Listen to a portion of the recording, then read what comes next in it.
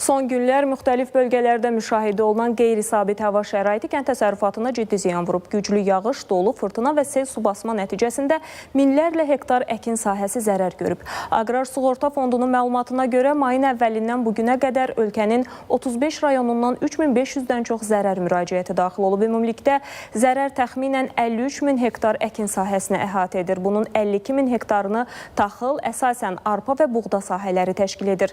Alma, armud, fındıq, qoz, nar, şaftalı, pambıq bağlarına da ziyan deyib.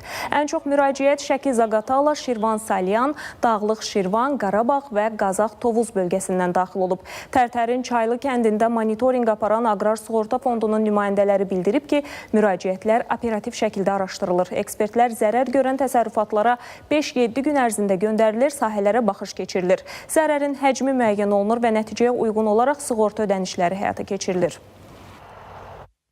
Sığortalanmış sahələrdə dəymiş zərərlərin qiymətləndirməsini həyata keçiririk və mütəmadi olaraq maarifləndirmə aparılır. Həm mətbuat xidmətlərində, sosial şəbəkələrdə və fermerlərlə üzbəüz görüşlər keçirilir. Ən çox zərər edən taxıl sahəsinin bugünkü gündə istehsal həcmi 1000 manat olan taxıl sahəsinin sığorta haqqı 13 manat təşkil edir və bunun da bildiyiniz kimi 50% dövlət vəsait hesabına, yəni 6 manat 50 qəpik, digər 6 manat 50 qəpik isə fermer hesabına ödənilir. Sığorta tariflərində güzəştlər tətbiq olunur, amma sığorta sistemində hadisələr baş verdikcə tariflər müstəqil aktuarlar tərəfindən hesablanır.